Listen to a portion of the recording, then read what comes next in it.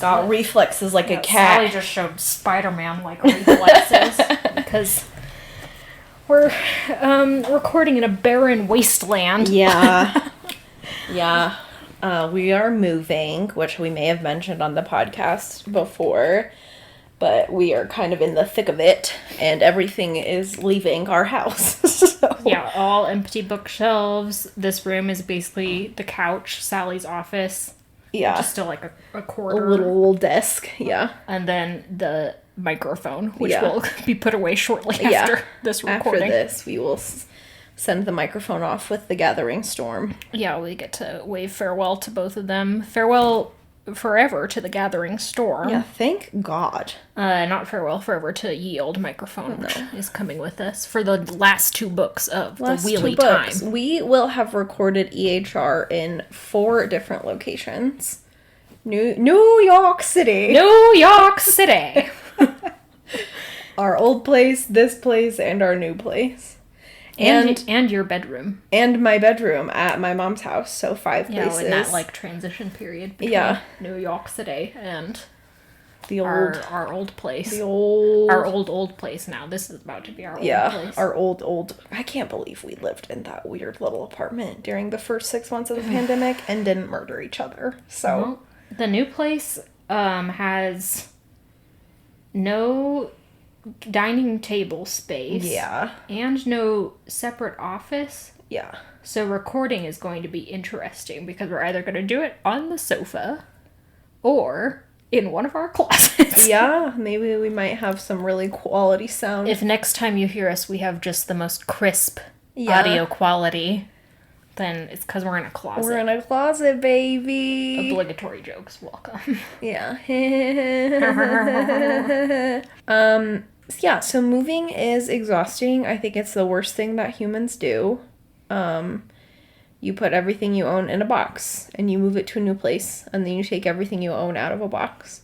I like the taking out of a box part. Yeah, I like the nesting part a lot. Like, I've been slowly hanging up clothes in my new closet, and that's been really comforting, and, thinking about, I need to buy a new shower curtain, and I can pick a new color palette for my bathroom, and I like those things. We're gonna go ape in Target. Yeah. With Becky.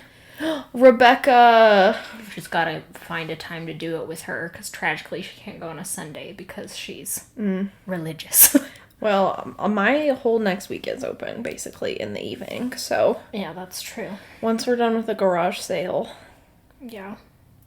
Garage sales are also another terrible thing that humans do. We're just doing a lot of terrible things. This podcast is going to be us complaining because it's better than talking about the Gathering Storm. The Gathering Storm is one of the terrible things we are doing. Yeah, that's true. I'm really happy to have it off my plate.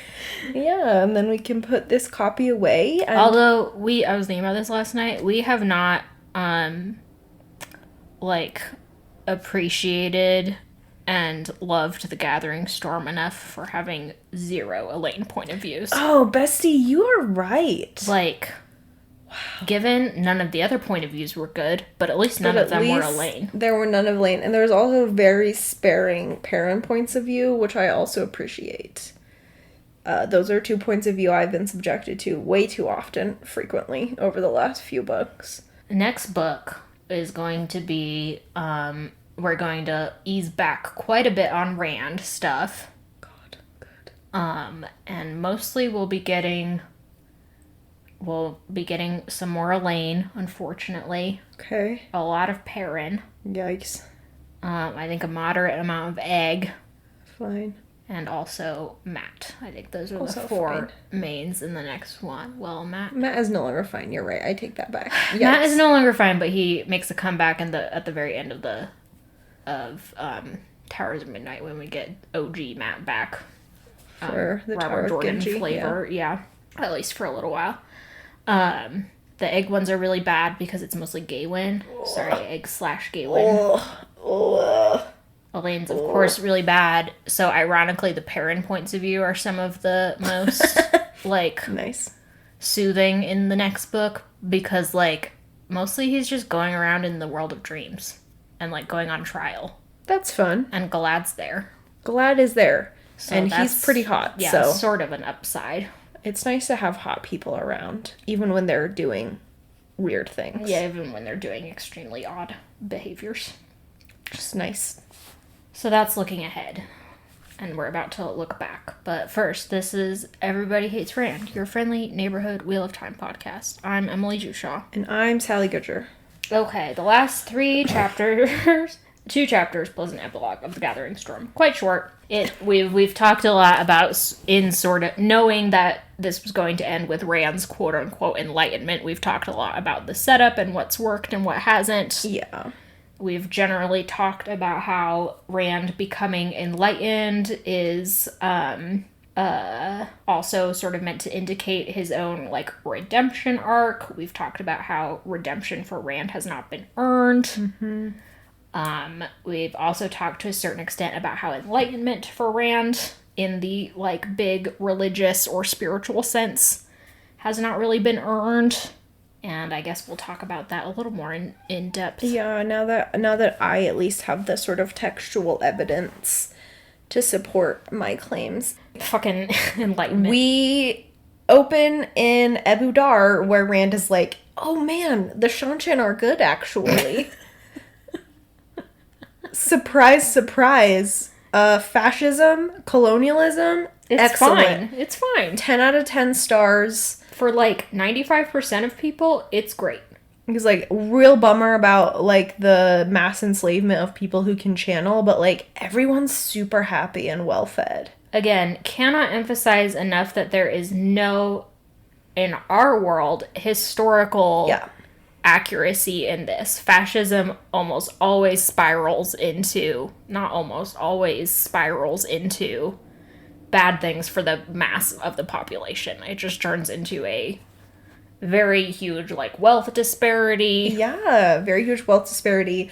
A lot of, like, Rand, and I feel like the series in general, is really downplaying what totalitarian fascist groups, the Nazis of Nazi Germany being the biggest example, do to what they consider minority populations.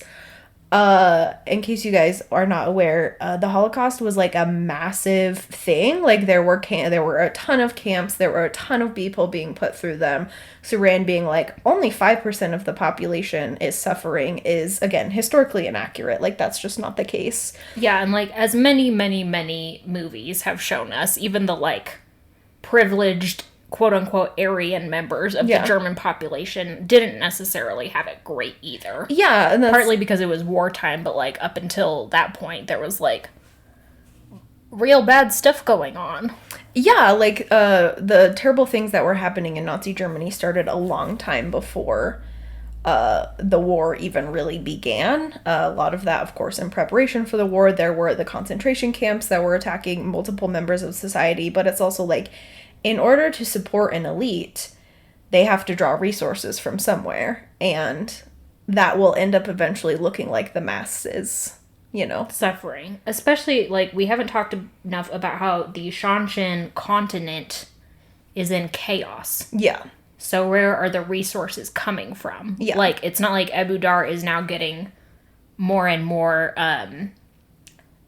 like, shipments of food from the Shanshan continent. It's not like there's any sort of help coming from there. Yeah. Ebu Dar has what it had before the Shanshan invasion, which we hadn't started to deal with, like, the food shortages that are happening in Eridoman, but food shortages are happening everywhere in this continent, except to Perrin and Matt, of course, because they're magic boys. Magic boys. So, like, just this is not an accurate portrayal, and it's a very oddly romanticized portrayal of totalitarian government. I would also say it's, like, an Orientalist portrayal of government, because the way that the Shanshan have been othered, we've talked about this before, is highly Orientalist, mostly in their, like, aesthetic values. Yeah.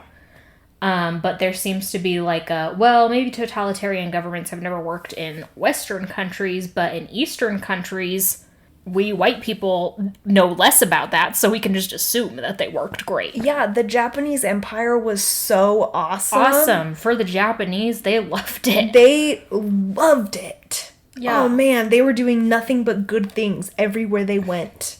according to Robert Jordan and Brandon Sanderson's portrayal of Eastern empires. So it's so weird, borderline irresponsible. Yeah.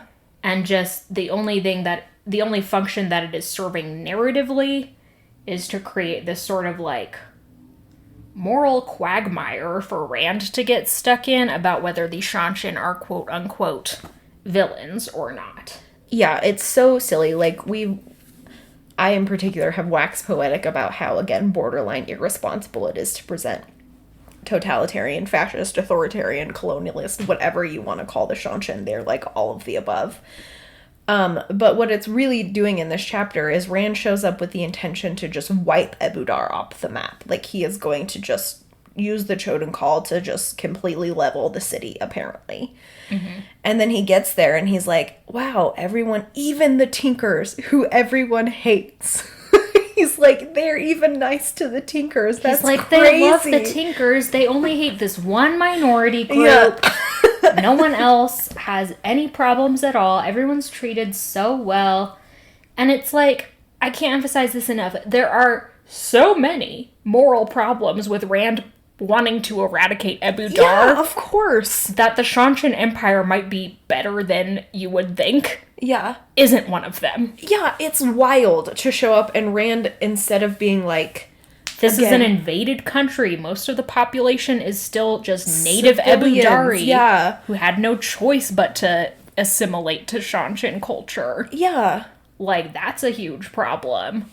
Instead of encountering, like, the Tinkers, like, if we just take that at face value and don't assume that the Tinkers are next in line for the death camps, which I think is fair to assume. I was going to say, like, it starts at one place and then it spirals. Yeah. So Rand being like, only a few people is not valid. So assuming the Tinkerers aren't next in line, Rand's like, instead of being like, wow, how nice that they get to finally settle down, Rand's not like, maybe I should have been helping the Tinkers this entire time. Yeah. I've had the power all along. Yeah, to make them feel safe. It's so ridiculous. So Rand shows up and is like, I don't think I should nuke these people because the Shanshan are actually doing a pretty good job, which is like wild to me. I thought they were super bad, but like they're doing a better job than me. And I'm like, okay, again, just taking everything at face value, Rand. It's not hard to do a better job than you. Yeah. You haven't been doing great on a personal level and also on like a governmental level. Yeah. We also, maybe this is just because the narrative has not focused on this, but we almost never see you doing like important government work. Yeah. Making any efforts at reforms. The most we've seen for you consciously trying to make positive changes in countries and government is to like institute these schools. Uh-huh. Otherwise, you have just been sort of sticking as much as possible to the status quo. Yeah. So he also mentions tutors for the first time in this section. He's like, I've learned about government from my tutors. And I'm like, your what? Tutors? Moiraine? Girl. 12 books ago? Who are you talking about? Yeah, well, I don't believe... If things are happening off screen...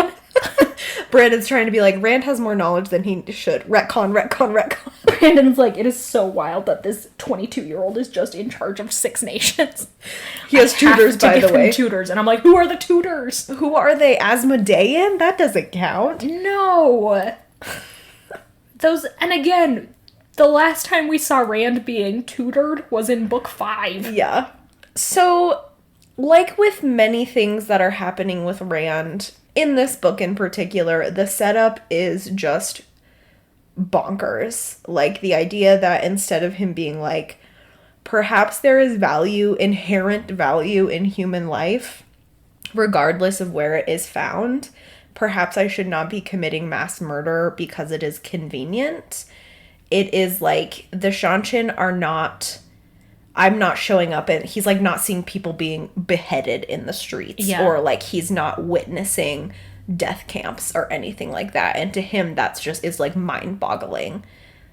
And it's just like the most confusing framing of this situation. And it was ridiculous to read. Rand is also, he goes to great lengths to tell us in a non-fancy cloak or coat, excuse me. And he has like a walking stick to blend into the crowd, quote unquote. Yeah. He's like, everyone will notice me because I'm 6'5" and ginger, but I'll just try to alleviate that by not wearing silk clothes. Yeah. He also spent the night with the Tinkerers, which is, like, wild. But anyway, the point of him being in an old coat and with the walking stick is meant to play into one or two of Min's viewings about Rand being, like, disguised as a beggar type thing. Brandon is very clearly just trying to get that under the wire.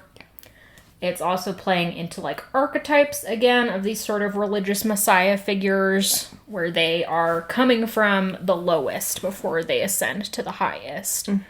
We know the Buddha infamously was raised in great luxury, but chose to abandon it all to sort of experience the worst parts of the world, suffering and pain. Jesus came from nothing. Muhammad, I actually think Muhammad was, like, a merchant. Muhammad was middle class at most.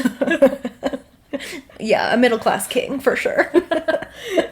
So, like, you know, rich bitches aren't Yeah. out here leading religious movements, at least in ancient times. Yeah. Now we have Scientology. So, We sure do. Yikes. So that's just, like, archetypal. There's sort of, like, biblical phrases about, like, strangers. I was a stranger and you let me in, blah, blah, blah, blah, blah. Like, just people being, messiah figures being disguised as strangers or poor people. So that's what's going on with the whole, I'm not wearing a fancy coat anymore. Although, from a narrative this series standpoint, I guess it is also meant to push us back to, like, here, where physically now nearer to book 1 and 2 Rand before he started wearing fancy coats because he was forced to. Yeah. So that's sort of an attempt to set the stage for him emotionally to regress to that point. I don't want to call it regress because it is technically progress, but to cycle back through that. Rand, isn't at Budar and is like, this sucks. I can't just nuke these people scot-free and feel super good about it. Yeah, he gets, like, not, like, he tries to open the Choden Call or whatever, and he's like, oh, man, it's sick. And it's hard because, like, he doesn't even, like, say, I'm not gonna do this, you know, just definitively. He's just like, I don't feel good about this, but... And tries to channel. He gets very, very ill, like, throws up in the street and falls over. Everyone's like, buddy, you okay? Yeah. And he just kind of, like, panics and travels away. Yeah. So again, not really, like, a definitive moral stance that he's taking there. Just sort of in his sort of, mentally unwell era. Yeah, Rand is really stumbling his way to enlightenment. Yeah. Really failing upwards. He then travels, he skims, he opens his gateway on the peak of Dragon Mount, you know, the infamous mountain where Lutheran exploded. Sorry. Do you think people try to climb Dragon Mount like they climb Mount Everest? I was thinking about that when he was like, the air's thinner up here. I was like, I wonder if there are idiots who are like... I'm gonna climb it because I'm stupid. That would be extremely funny if Rand's enlightenment was interrupted by someone wheezing their way up the mountain, followed by a train of Sherpas. Yeah, some, like, rich asshole being like, oh, hey, dude. Check out this thing I've achieved. I'm so great. Stupid. Again, there's an archetype of religious figures going to the tops of mountains. Hilariously, they usually climb those mountains. Yeah. Rand has sort of, like, skipped that step. So again, our many complaints about people not traveling enough don't apply here. Don't apply here when you have to earn something. Yeah, if you're going to, like, you know, sort of set up all of these tropes and archetypes, then you kind of have to, like, lean into that a little bit. Yeah, like, they're... And you do have very good reasons for Rand not to be channeling right now. Yeah, he doesn't feel good. Yeah, like, he's so... it's kind of a cop-out, I think, to have them be, like, embracing the source is what makes him sick. And not just, like, channeling afterward, because... Yeah. I don't know, that would be more interesting, personally, if he just was like, ooh, channeling sucks now. Yeah. But, whatever, Rand shortcuts to the top of Dragon Mount, he's like, here's where we die. It is truly, like, the most... And he sits down, period, to think, period. Yeah. It's a little dramatic. Rand goes from 60 to 0 real fast here. Yeah. The transition from Rand wanting to nuke an entire city/country to being like, I just really have to think this through is extremely weird. Yeah. Yeah. There's, like, okay, when you go to the top of a mountain to meditate, to become closer to nature, to the divine, to oneself, it is out of a sort of innate desire to enter the wild and to get away from other people, to find, like, solitude. We'll talk about this a lot more in our upcoming Patreon. Yeah, we will, baby! Episode where we talk about Becky Chambers' Monk and Robot series. But that's for another time. The point is that Rand getting away from people is not really a need he has expressed to us. Mm-hmm. Rand has been really upset about a lot of things, but he hasn't been like, I'm just surrounded by... Well, maybe he has a little bit. Yeah. But he hasn't, like, kind of constantly been like, I just need to get away from people. I just need to get away from people. So it kind of is... Or, like, even I need to get away from people, strange people, even. I need to be alone. So alone that there is no one around me. Yeah. So that's kind of coming out of nowhere. Sure. Then we get Rand in his little philosophical train of thought where he's just feeling really upset and nihilistic. We've got some mega simplified nihilism going on here. Rand looking into the abyss and the abyss looking back. Sure. Followed by an extremely abrupt turnaround to Enlightenment, because for once in his life, or death rather, Luz Thurin decides to be helpful. I guess the main thing I want to talk about is Ilyena. Oh, girl, this woman cannot catch a fucking break. She's just the most fridged woman that there's ever been. Like, the authors invented entirely new forms of fridging for this poor woman. She, like... Everyone, sit down right now, name a single thing about Ilyena, besides that she has blonde hair. Do you know anything about her? She died. That's what I know. Luz Thurin killed her, and she has blonde hair. Yeah. Like, she might as well have... Lanfear kept calling her a slut. Yeah, Lanfear had major beef with her. That's it. Blonde.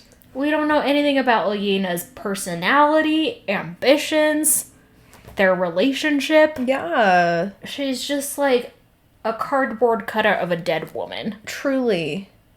Like, talk about sexy lamp test. Oh, Christ, yeah. And so this whole scene pivoting around Ilyena falls so flat. It's unreal. Because the whole thing is that Rand sort of cycles down into nihilism, and he kind of, narrows it all down from everything in the world sucks, nothing matters, why not just let the Dark One win, to basically, I'm really upset still because Ilyena's dead. Yeah. Because of this trauma that has defined Luz Thurin. Yeah. And is now defining me because look at all my issues about dead women and blah, blah, blah, blah, blah. And they come back around by being like, well, maybe the world is worth living because Ilyena might live again, / love will always be there. We'll always get to fall in love with new sexy women to die. And it's just like, that doesn't work because Ilyena is nothing. She's just a name. There is no emotional resonance to this at all. Yeah, I agree. I mean, it was so heinous. Like, it's supposed to be this, like, crescendo of a scene when Rand is like, why even bother to be alive? And Luz Thurin in the background is like, maybe if we got reincarnated, Ilyena will get reincarnated. And then Rand was like, oh my god, every time we're reborn, we have a chance to love again.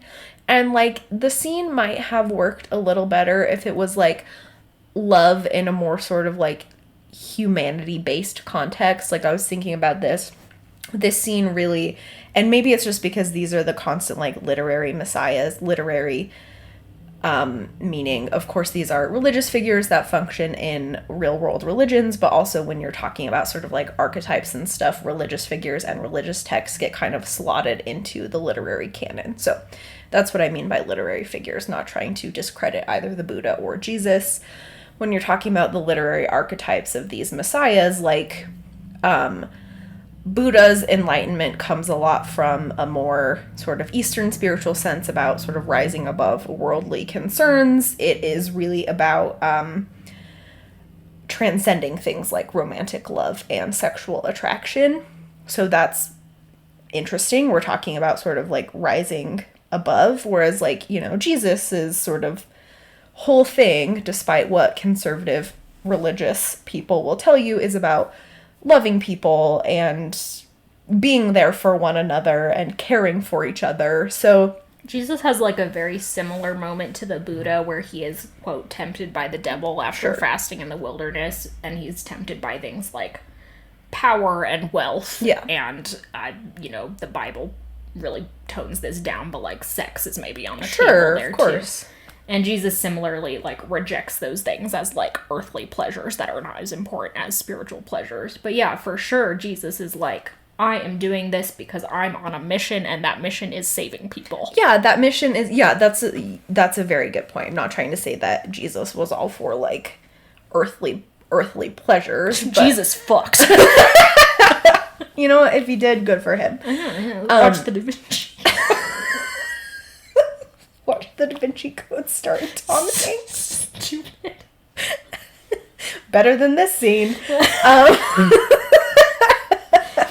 Do yourself a favor. Don't read The Gathering Storm. Just go watch the Da Vinci Code. Or better yet, just the scene where Paul Bettany is, like, whipping himself. Yeah. And you'll pretty much get the emotional vibes of this entire book. Yeah.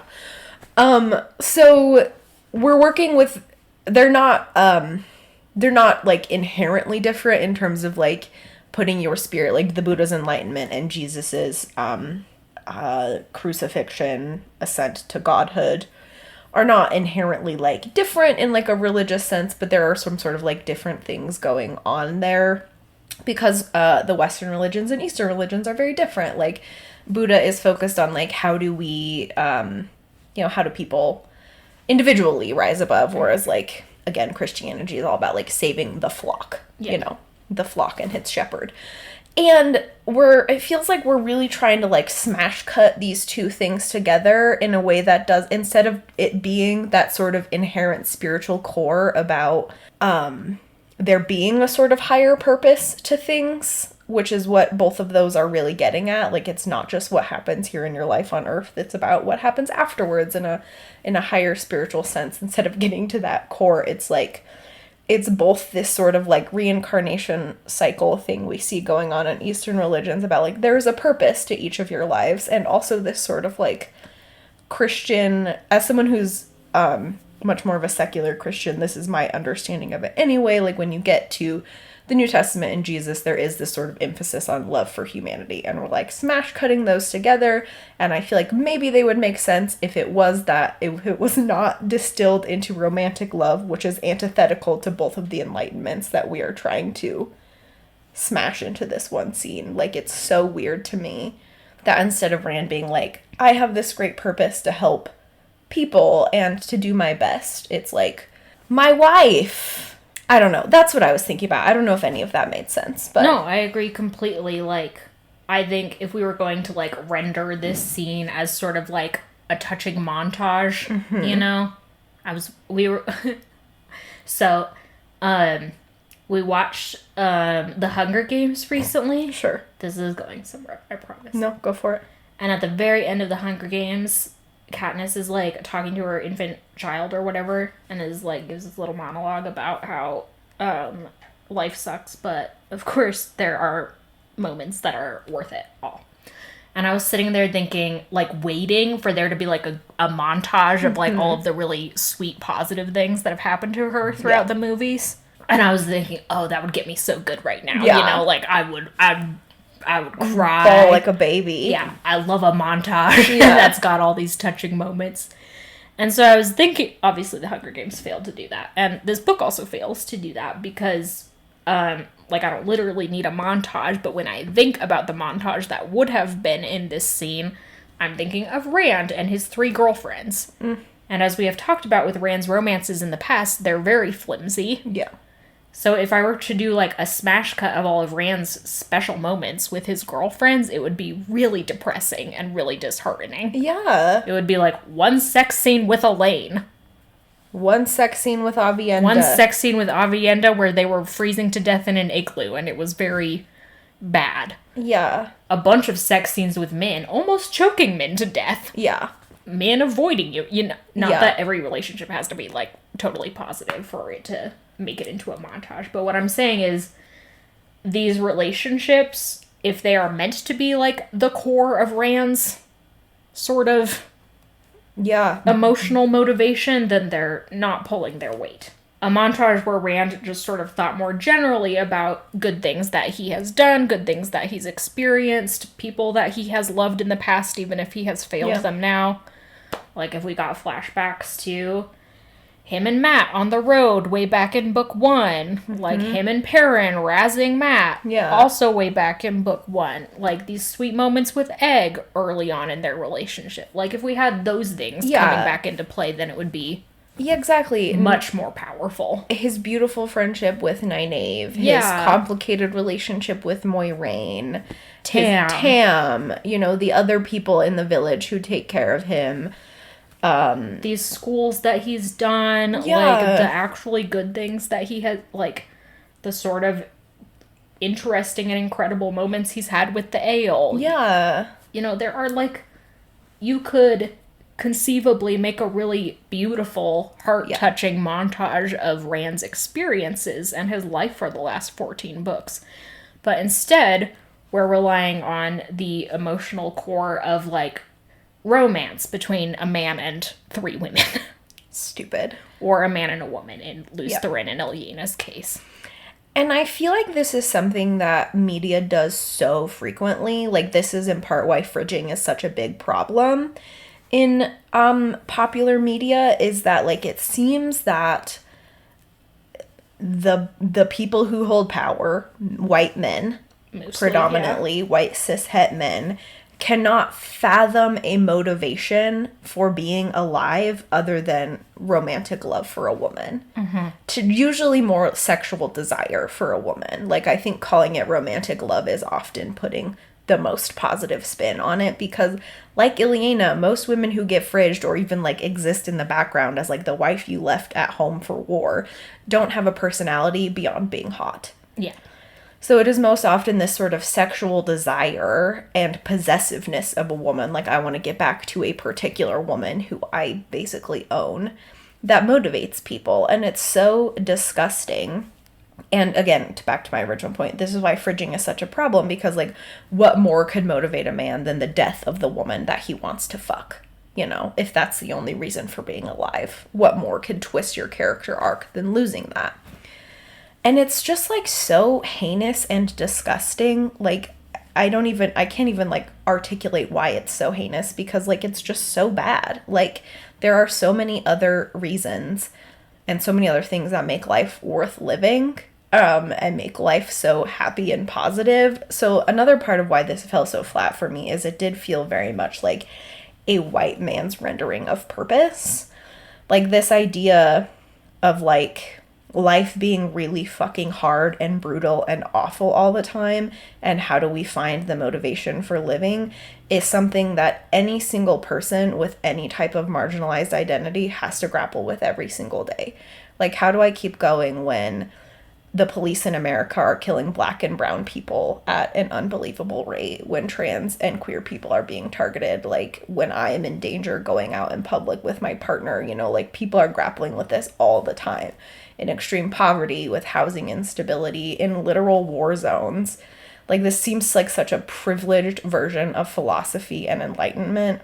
Yeah, to just reduce that to, like, well, everything's okay and you can deal with all that if you remember that love exists. Yeah. Feels so fucking condescending. Yeah, Especially exactly. coming from someone like Rand, who has a lot of power and privilege and the capacity to, like, change things in the world. Yeah, like every other person in one of the war-torn countries that you have fucking razed to the ground has had to figure out how to hold on to slices of hope and the people that they love and the things that they enjoy and the small moments of relief.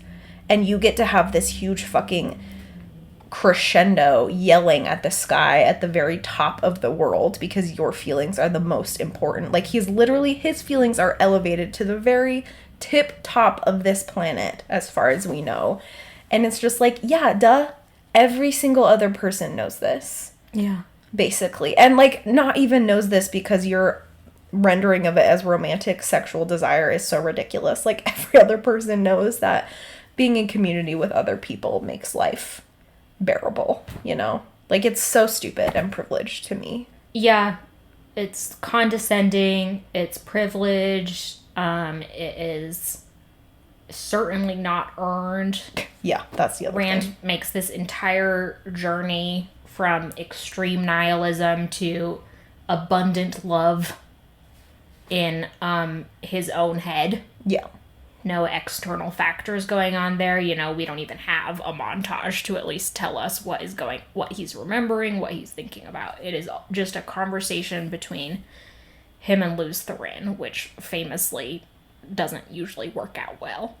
Yeah, like, it really is not earned. Even if he had just climbed the stupid fucking mountain, I would not have so much beef with it.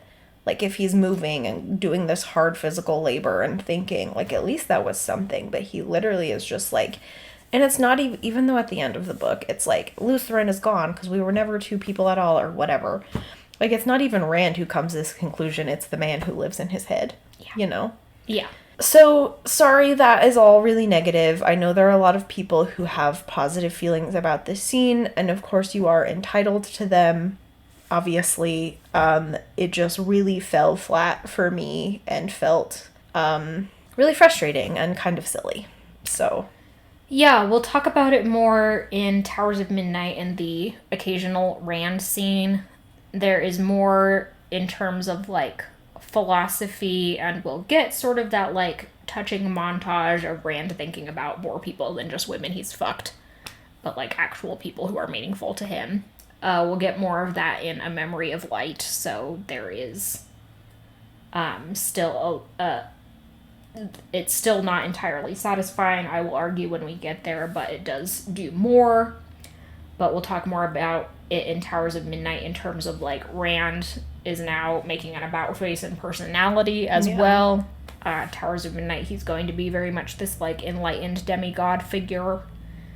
And that, you know, character turn hinges on this scene, not the scenes in A Memory of Light. So sure. And that's what makes it worth discussing, I guess. Yeah, absolutely. I mean, it's an important scene, and at the bare minimum, I will say it is, like, a huge relief to read it. It's just like Rand is not going to commit atrocities upon the people. Yeah, Rand destroys the Choden Call.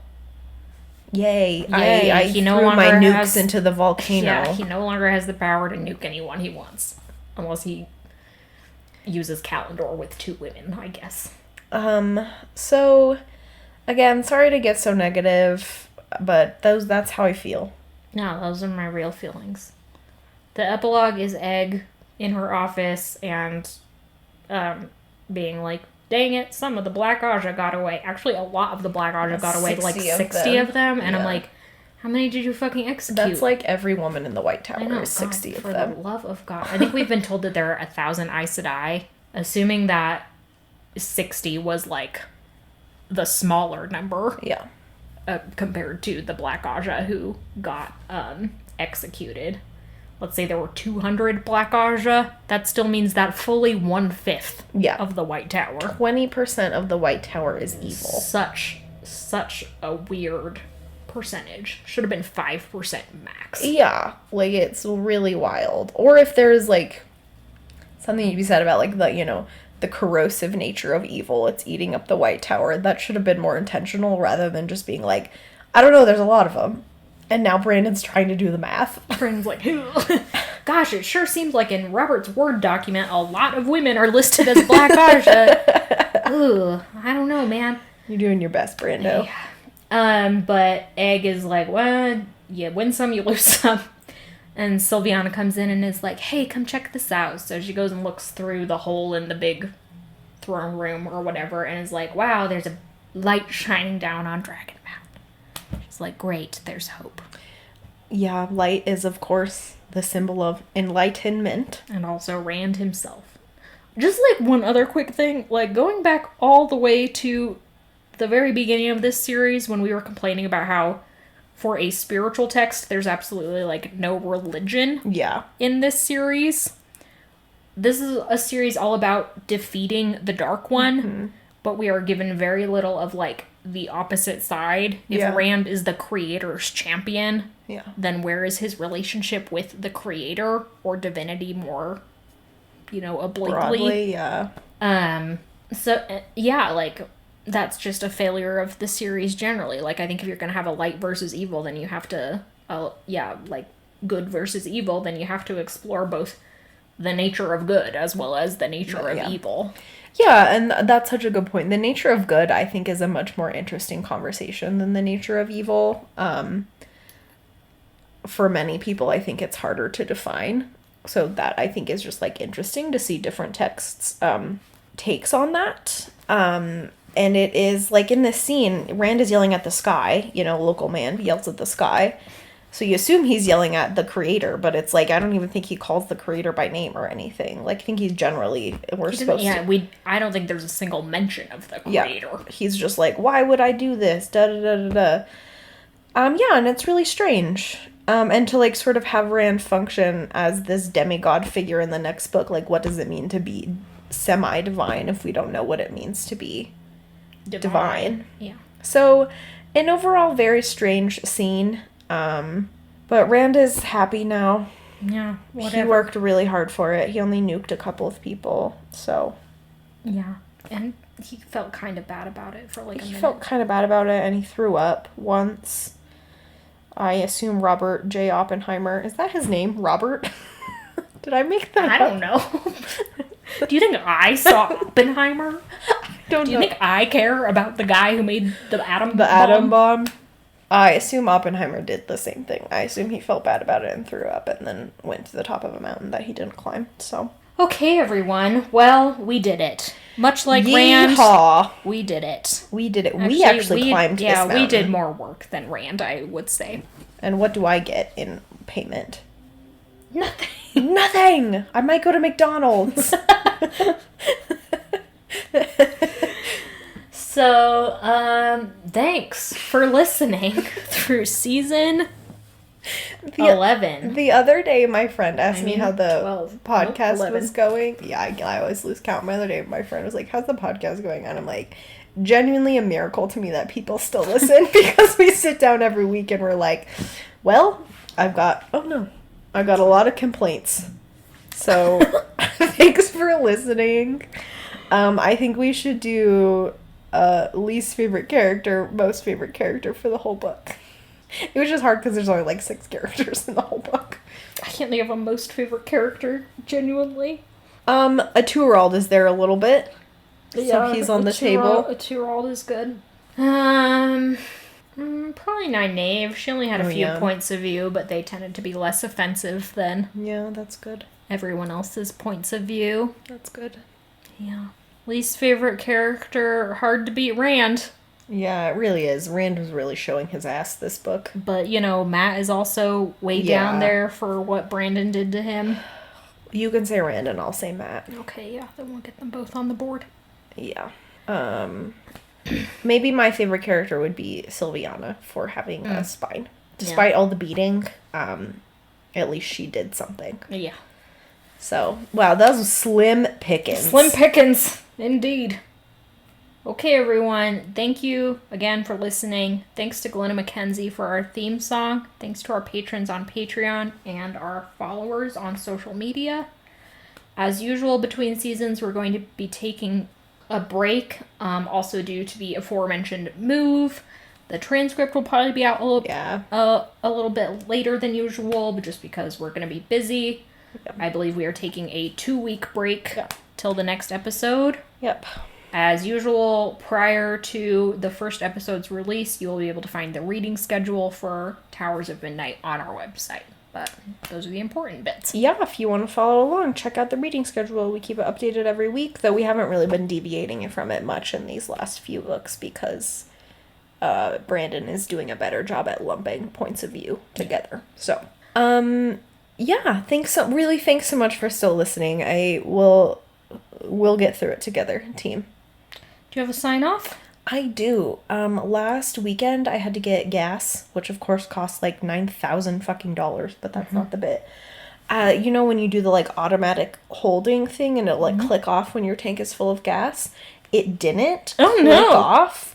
So gas just started pouring out of my car, and then I like ripped it out of the tank, and the button like wouldn't go down, so it was just like spraying gasoline everywhere. Like it got all over me, it got all over the concrete, and I like finally got it to shut off.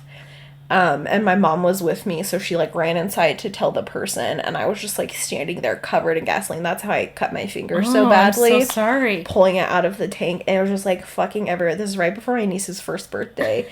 So I like reeked of gasoline. My car reeked of gasoline. And the like lady comes out of the gas station. He's like, happens all the time. And I was like, and you then haven't fixed the pump? What the fuck are you doing? Like, that is dangerous. Gasoline is dangerous. That's almost on the bottom of the list of things you want to hear from the attendant. Yeah, I was like, I was like really upset and super embarrassed, you know, like it was such a mess and it was like so scary because gasoline is terrifying. So on one hand, I was like nice for her to be like, not a big deal, but on the other hand, I was like, fix your fucking gasoline pump. All right, everyone. Bye. Have a good couple weeks. Goodbye.